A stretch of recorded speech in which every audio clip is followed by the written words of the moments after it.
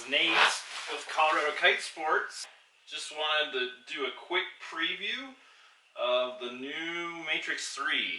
So I just got these in last week.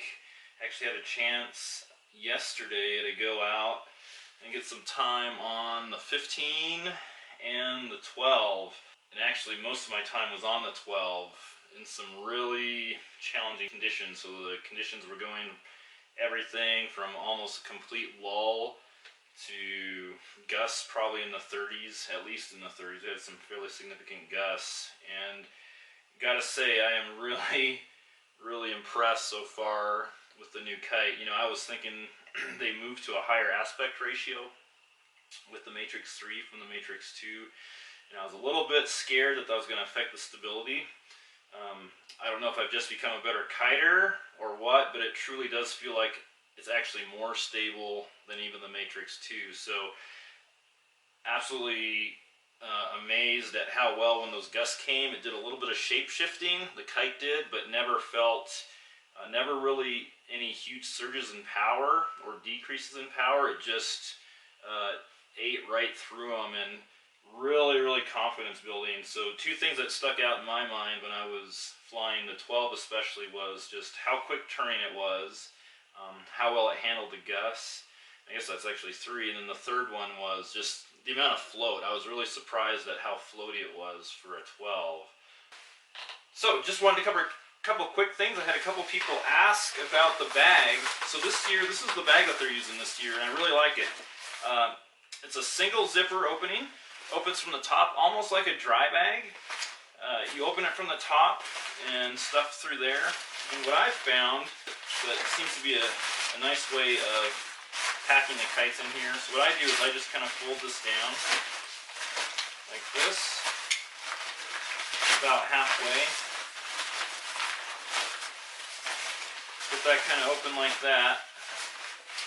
And then I take the kites, and these new bags seem to work really well if you just fold the kite chordwise. So and only fold it once, so halfway is chordwise. So just take the kite, fold it like that. I like to put my bar on the top, right there, and I like to take all my pulleys. I like to stuff my pulleys in the middle here so they don't get tangled on anything else. Like so. You take the strap, it comes with kind of a Velcro strap, and cinch it up.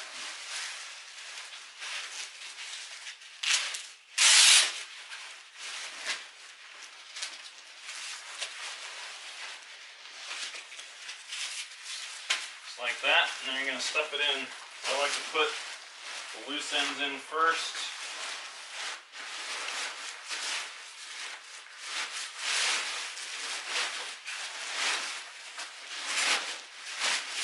Go. Just kind of take it up.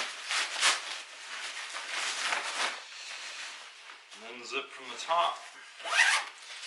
And there you got it. So, like the bag. No mesh on the sides, which I like for if you're in the backcountry, in the snow, you're not going to get any snow in there. Got your standard straps here. You've got straps on the side for skis. And they thought this out well. You can also undo these straps if you want to, in case you want to, if there's anything you want to attach from the back side, these can come over the top. So you could put another kite there if you want to. So overall, the bag seems well thought out. And I wanted to show you too that you can actually fit fairly easily 2 kites in one bag. I actually have a 15-meter kite here. And I'll show you how you can actually put both of them in one bag. Just like we did before. We'll just fold this down halfway. I'll take this guy.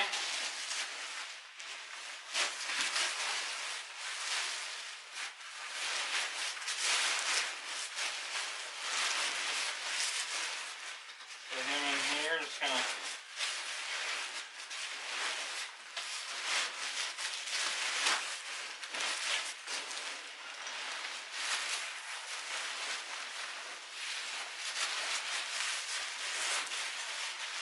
Again, this is with 2 bars, so you don't necessarily need a second bar, but if you don't want to disconnect stuff, it's a good way of doing it.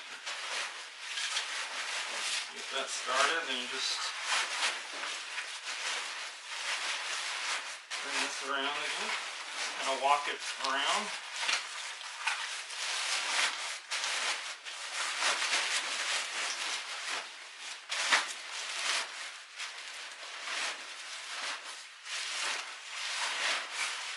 There you go. Got in there. You can see you've actually still got some space here for water bottle or gloves, stuff you need to take with you. And you just put it on the top again. There you go. 2 kite quiver right there, ready to rock. A couple other items I wanted to mention. The 15 and the 18 come standard with a set of 3-meter extension lines.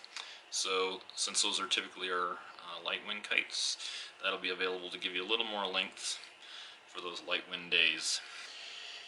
The other thing I wanted to point out was the 1 bar that is coming standard with all the new kites for HQ comes standard with a set of pigtails for the lines. So for example, on the ignition kite, those lines are set up in the kook-proof format where one set of lines terminates with a ball and the others with a loop.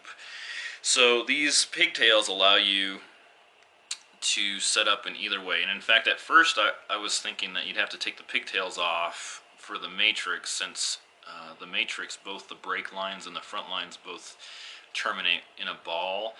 But if you take a look at the pigtail lines, I'll just show you this one here. So this is for the front lines.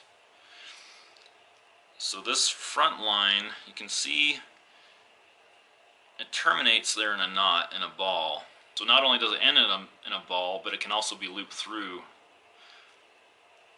to work with the other end that would have the ball on it. And that'll work just like that. So this is a long way of saying you don't have to ever take the pigtails off, no matter whether you're flying a kook-proof setup like the Ignition or a standard setup like the Matrixx, where both of them terminate in a ball. Because here's your brake line, and here's the other pigtail that ends in kind of a simple loop, where this one ends in a ball as well. So both can be looped through. So that's nice. So you never have to take your pigtails off on the 1 bar, no matter what your setup is.